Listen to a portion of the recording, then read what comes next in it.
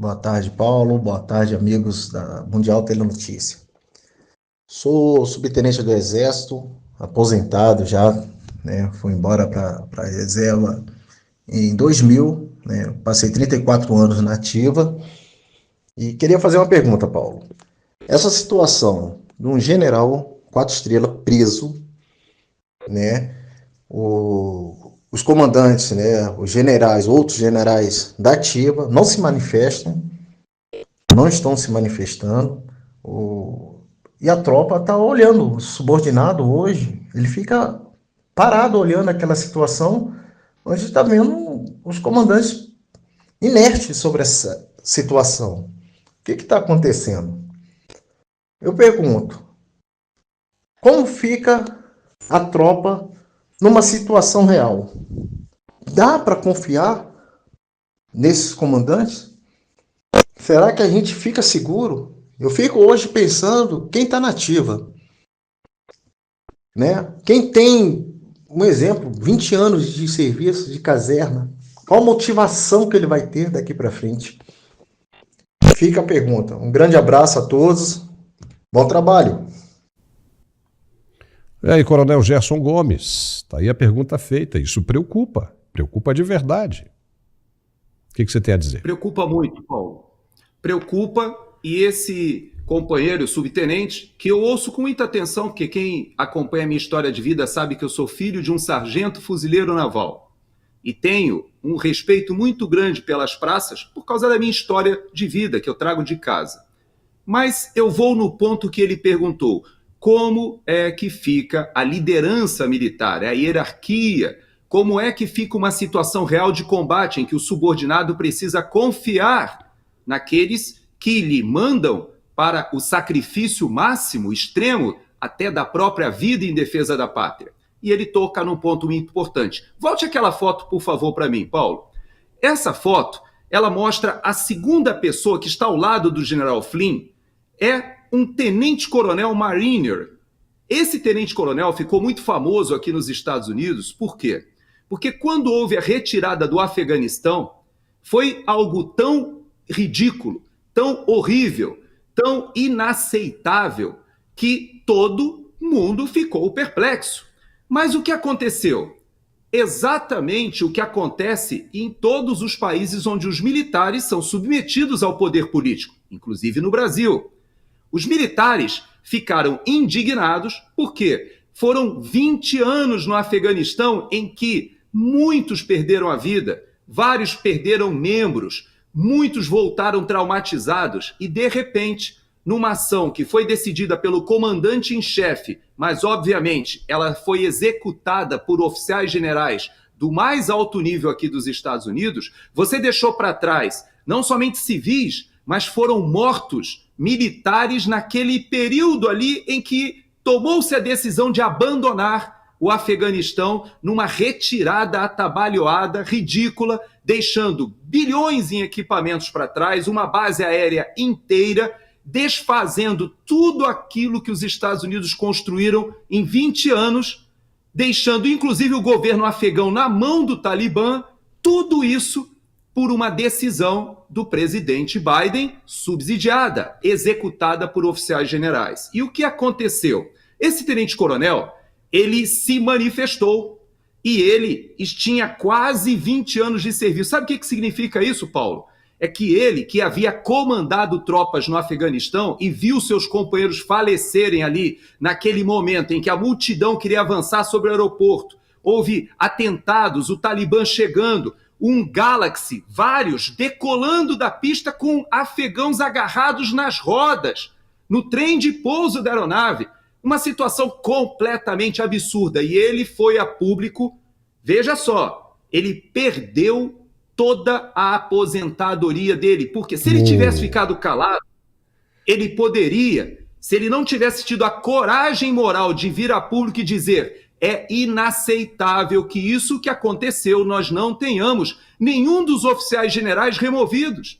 Ninguém vai se responsabilizar por essa operação catastrófica, pelas vidas que foram perdidas. E o que aconteceu? Aquele grupo de oficiais generais que estavam subsidiando o governo Biden, esse grupo não somente não foi responsabilizado, como não foi removido, como ficou por isso mesmo.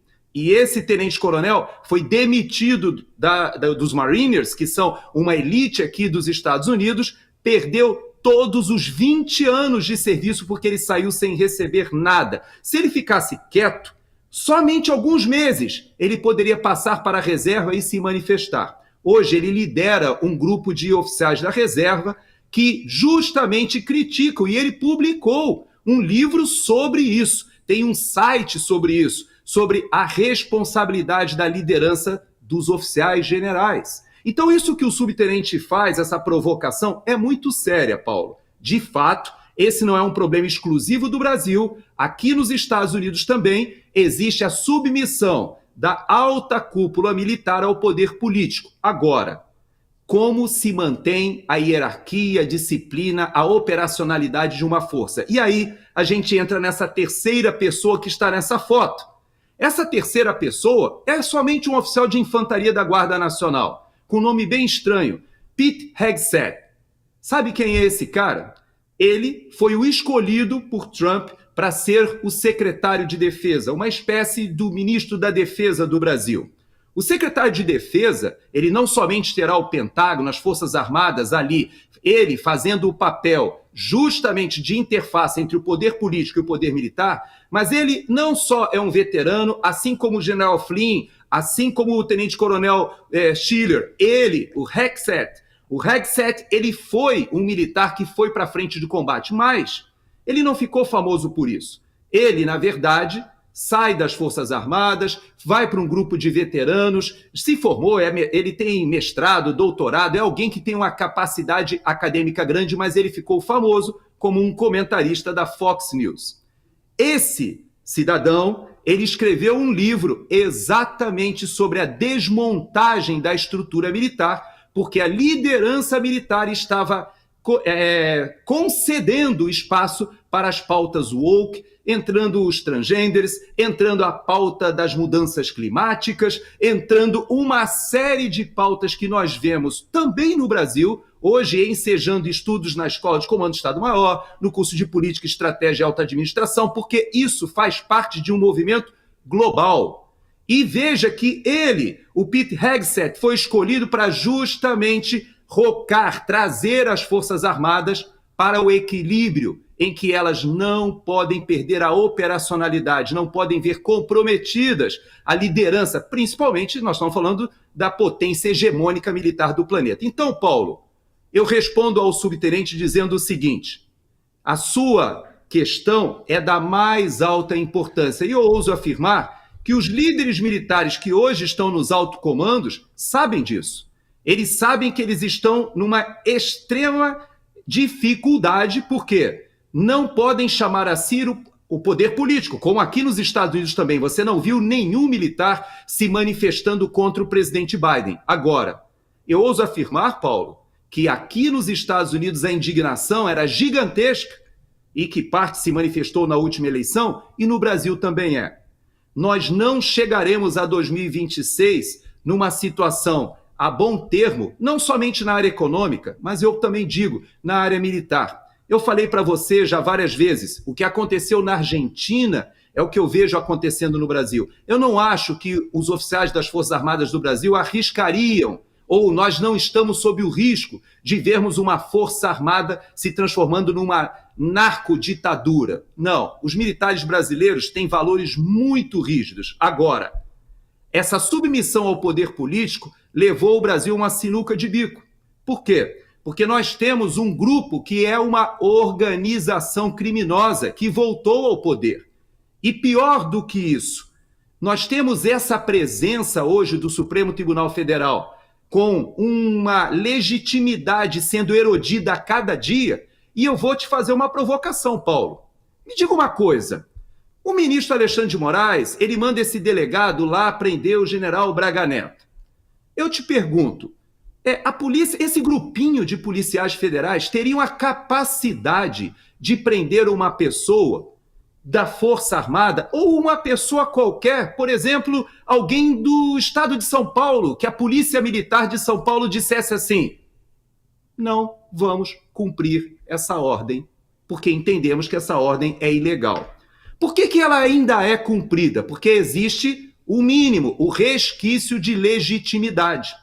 Você veja que aquilo que o Van Hatten fez, de dizer eu não vou depor, por quê? Porque é errado, eu estou estribado na lei. Ele tomou uma atitude, espero que o presidente da Câmara respalde. Alguns anos atrás, você lembra, você que acompanha a política há mais tempo, você lembra quando o Renan Calheiros simplesmente desconsiderou uma ordem do Supremo Tribunal Federal, não quis nem tomar conhecimento quando ele era presidente do Senado? Então você veja que é claro que o Supremo Tribunal Federal e a Polícia Judiciária na mão do Alexandre de Moraes é um grupo muito pequeno, inexpressivo. Não precisava fazer uma operação que o táxi foi para matar, para assassinar. Isso tudo é fantasia. Sabe por quê? Porque bastava simplesmente dizer não vamos cumprir. Ele não tem força para impor. Não tem força. Agora, por que é que a população, os militares, os congressistas se submetem? Porque ainda existe um resquício de legitimidade. Agora, se esse resquício, esse fio de legitimidade se romper, quem fará cumprir aquilo que o Supremo Tribunal Federal entende como correto? A sua interpretação da Constituição. Então você veja que a situação é muito grave, Paulo. Não é só dos militares, é um problema institucional do país.